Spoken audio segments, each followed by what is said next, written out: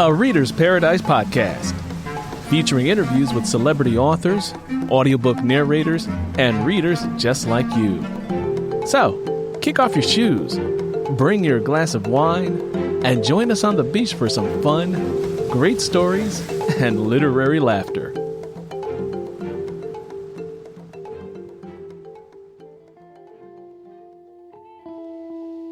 Jason Tanner, protege of Dr. Martin Luther King Jr., has been by his mentor's side in New York to spread the message of passive resistance.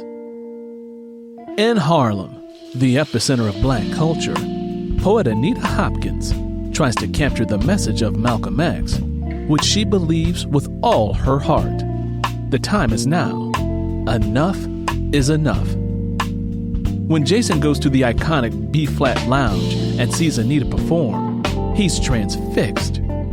Her passion for what she does runs as deep as his. And Anita has never met anyone who could match her wit for wit like this. Confessions in B-Flat, a novel by USA Today bestselling author Donna Hill. Download your copy today, wherever books are sold. Katie Books Productions presents an original podcast, Manhunt. Written, produced, and narrated by Earl Sewell. Previously on Manhunt. Carmen watched as Luther gathered his belongings and left. A moment later, the owner came back and spoke with Carmen. "Look, ma'am, I'm sorry that he yelled at you like that. I'm only going to charge you a flat fee of $300 for the repairs to your car. Is that fair enough?" "Okay, but where's Luther going?" "Ma'am, he had 2 strikes against him already." The owner paused. "But I was the one who provoked him. I don't want the man to lose his job because of me." Carmen felt horrible. "Miss, we get upset customers all the time. It's part of the business, and he knows that. He should not have used that threatening tone with you. I've spoken with him about his tone of voice on several occasions and warned him about it. He had a final warning yesterday.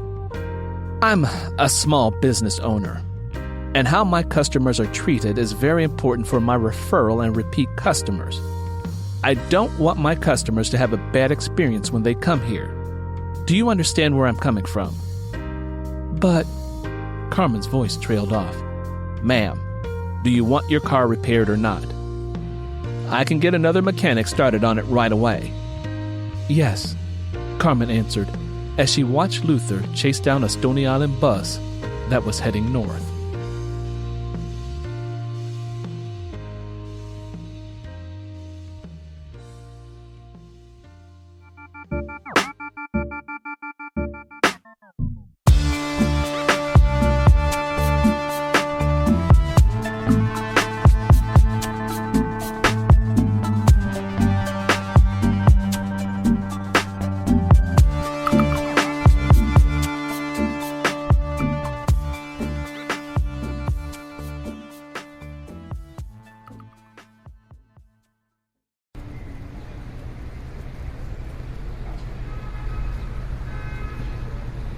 Luther located an empty seat at the rear of the bus. Once he got himself situated, he slid open a window so that a breeze would cool off his hot and sticky skin. He crumpled his front pants pockets, listening carefully for the sound of crinkling plastic. He reached into his right pocket and pulled out a wrinkled pack of cigarettes and a lighter. He removed the cigarette, pinched it between his lips, and spun the wheel of his lighter. Luther slumped down in his seat and allowed the nicotine to relax him. He was about to close his eyes and free his mind of all of his problems and issues when his eyes connected with the disapproving gaze of an elderly woman sitting in front of him. He paused. She twisted herself around in her seat to find the source of the repulsive scent of smoke. The upset elderly woman pointed to the posted "no smoking" sign, but Luther didn't give a damn. "Go on, say something. I dare you." Luther snarled at the older woman, who was clearly frightened by his aggressiveness. To avoid any additional altercation with him, she got up and moved to another seat. Luther took a long drag and blew the smoke out of the open window. "I can't believe my day has gotten fucked up," he uttered to himself.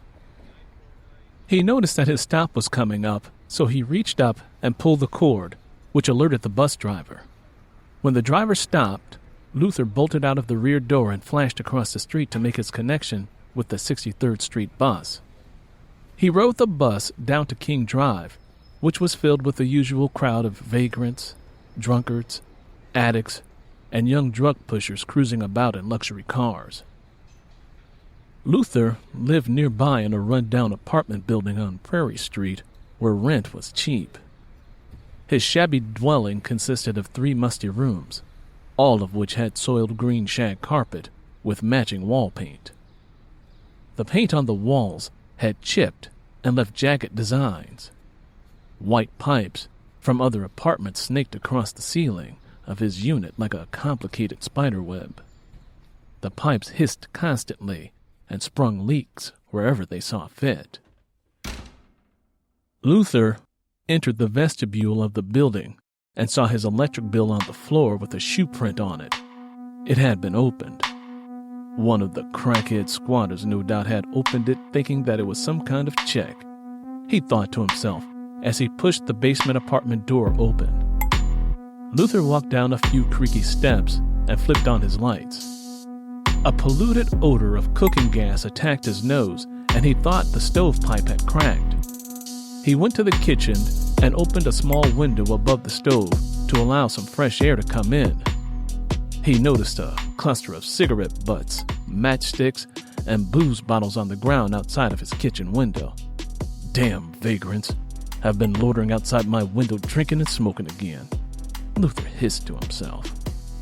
He began pulling the stove away from the wall, but stopped when he noticed the sink had backed up and the basin was filled with brown water.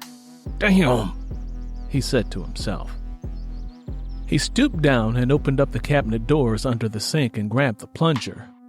He plunged the sink ferociously until the brown murky water retreated down the drain. He went into the living room to sit and think. He'd attend to the issue of the stovepipe once he got his thoughts in order. The only furniture he had was his bed, a folding chair, and a small color television, which sat on the floor. He flipped on the television and watched a mindless program about cops who patrolled beaches. A short while later, there was a thundering knock on his door. "Who is it?" he asked with a hostile voice. "Mr. Packard is outside and he wants to see you." It was a strange woman, and her voice was filled with nervousness. "Shit!" Luther cupped his hands and buried his face in them. Nervous adrenaline shot through him like a river, and he could feel his anxiety rising. Packard was the last person he wanted to see. "Okay, tell him I'll be right out there in a minute," responded Luther. "Come on, man. He promised me a little something if I got you right away." The woman pounded on the door again. At that moment, Luther realized that Packard had put some junkie up to this for the promise of drugs. Packard was foul and evil like that. "Hurry up, man!" The woman was now desperate. Luther attempted to organize his thought. Why does Packard want to see me? He wondered. The woman began kicking the door with her foot. The thudding sound echoed throughout the basement apartment. "Come on, brother! Where are you at? In the bathroom or something?" the woman shouted. Finally, Luther opened the door and saw a bony woman with large almond eyes. Her hair was uncombed and matted, a clear indication that her addiction meant more to her than her appearance. Hi, this is Earl Sewell, creator of the podcasts Lenny Gray and Manhunt. If you like what we do here, please consider a monthly subscription to help support the shows. For your monthly subscription, you'll get exclusive content and even get a chance to interview the show's creator. Just go over to patreon.com/Earl Sewell. That's patreon.com/EARLSEWELL. Once again, just head on over to patreon.com/Earl Sewell. Thank you so much for your support.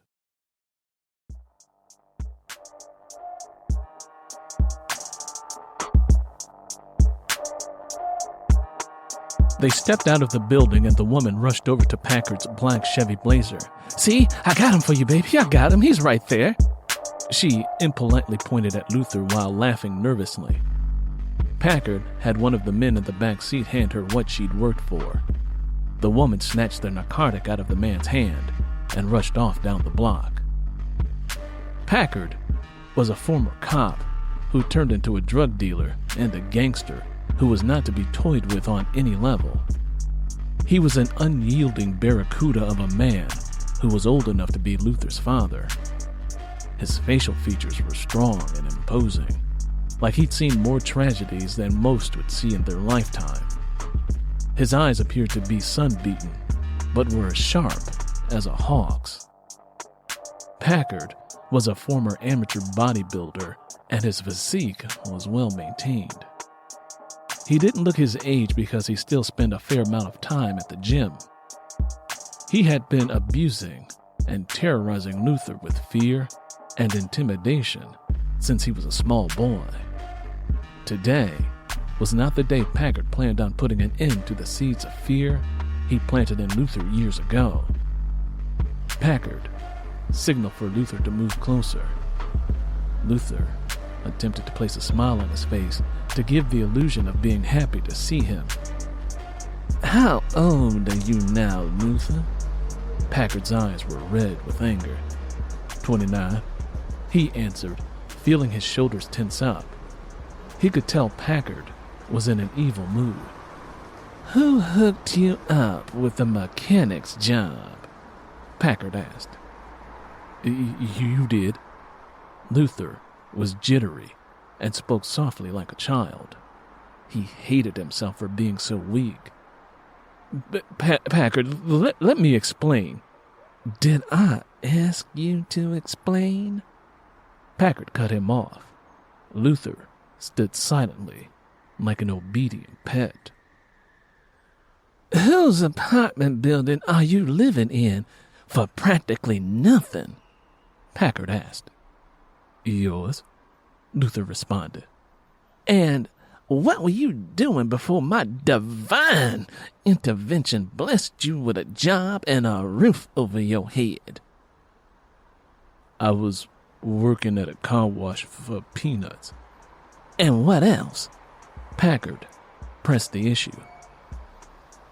"I also begged people for money," Luther answered, ashamed of his inability to be more of a man. "And who was the one who got that attempted robbery incident erased from your record?" "You," Luther answered again. "That's right, Luther. Me. And look at how you repay me for my kindness. I put my solid reputation on the line for you, and you make me look like a damn fool. And I'm the one who called in a favor so that you could get the job at Magic Muffler. Do I look like a fool to you, Luther?" Packard's voice was much more vicious than ever. "No." Luther suddenly felt the urge to pee. "No? Is that what you said?" "Yes." "Now, Luther, I must look like a fool to you because you're trying to play me for one. And you know I can't let that happen. You know that I can't let these people on the street think I'm soft." "I'm sorry." Luther quickly offered his apology as he backed away from the car. He feared that Packard would shoot him down where he stood. "Sorry? That's right, Luther. You are about the sorriest son of a bitch I've ever known. How long were you working at that job?" 7 months. 7 months, Packard repeated in disgust. Your big, dumb, sorry ass could only keep a job for 7 months. It wasn't my fault, Luther tried to explain once again. It was your fault.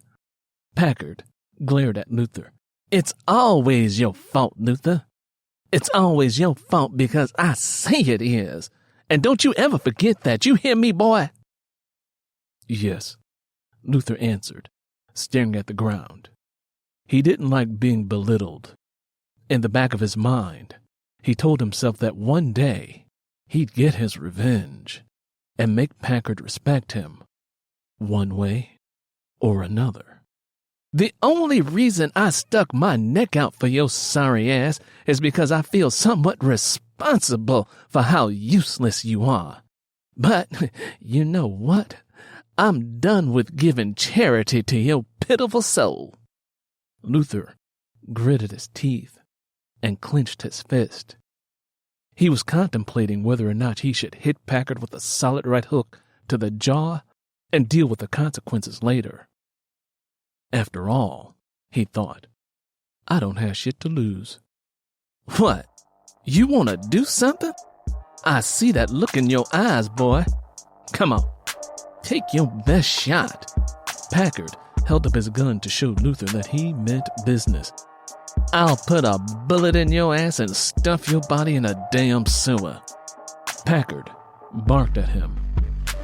Luther could see that Packard was determining whether or not to end Luther's life. I'm sorry, Luther once again offered up an apology. Good. For a minute there, I thought I was going to have to commit homicide this afternoon, Packard said as he put his firearm away. But I am going to evict you. Don't put me out on the street, man. I don't have any place to go, Luther pleaded. Packard released a wicked laugh. You got exactly 2 weeks to get the hell out of my place. Oh, and Luther, if I were you, I'd make sure that I didn't stay the full 2 weeks. Strange things happen to old buildings, like the one you're living in. Sometimes building like that one mysteriously burned to the ground. Without sharing any additional information, Packard sped off down Prairie Street.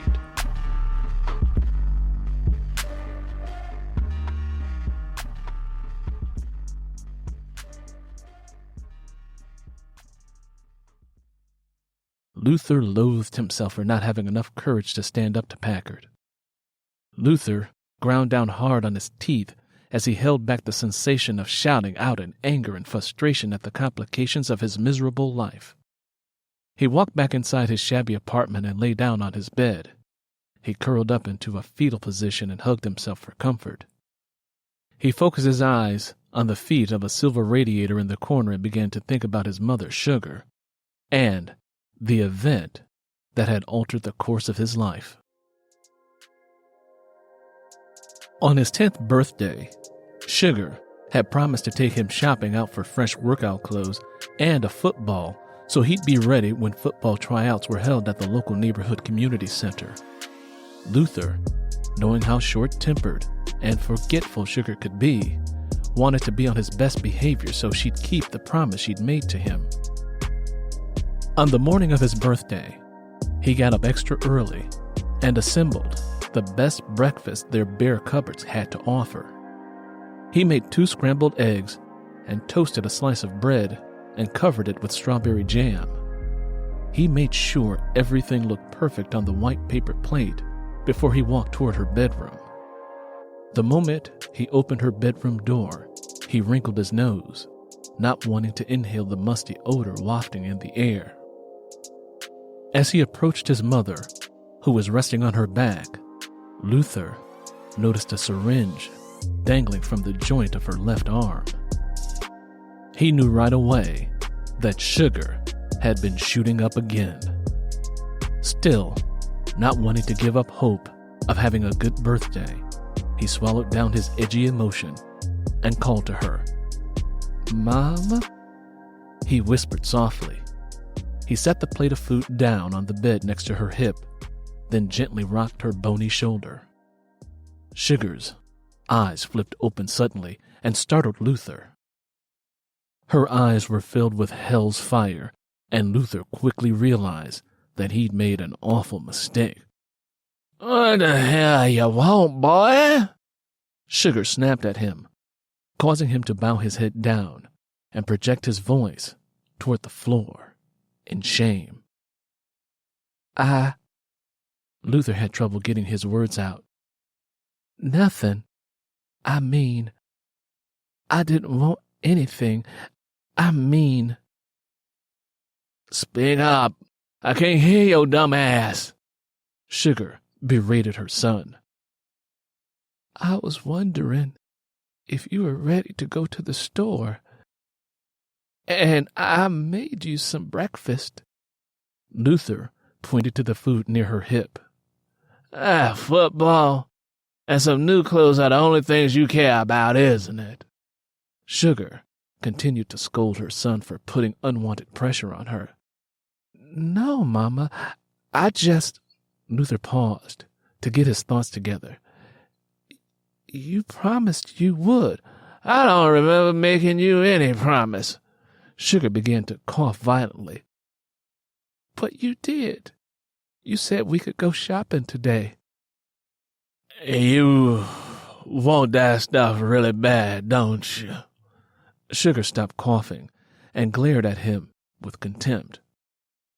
"I'll work for it," Luther answered, attempting to strike a new deal. "I'll clean up, I'll do the laundry, and I'll be quiet when you have company over. I can wait outside or something.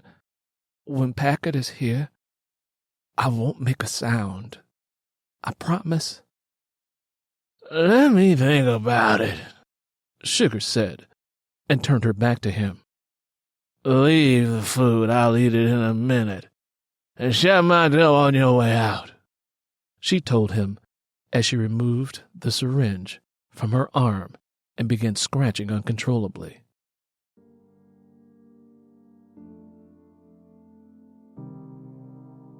Later, Sugar and Luther walked 4 miles to a local sporting goods store. Luther followed Sugar toward the back of the store, where all of the sports equipment was stocked. He picked out the brown and white leather football he wanted and watched Sugar as she stuffed the ball inside of a large bag she'd brought with them. Sugar marched over to the sporting apparel aisle, located Luther's size, and quickly shoved some items into the bag. "Carry this one, come on." She gave Luther the items she'd gotten for him, then snatched his hand and raced toward the front door. Neither Luther nor Sugar noticed that a security guard had been watching their every move. When the guard yelled for them to stop, Sugar dropped Luther's hand and took off running. Before Luther could react and run out of the door, the guard nabbed him. Sugar rushed out of the door, disappeared into the crowd of pedestrians, and never looked back. When it became clear that Sugar wasn't going to return, the police were called. Later, a squad car and 2 officers took Luther back to his home address. When the police gained entrance to the apartment, what few possessions Luther and Sugar had were gone. The only thing left was a plastic bag filled with his clothes in the center of the floor. It was clear to both Luther and the police officers that Sugar had left in a hurry and had no intentions of ever returning to see about Luther's well-being.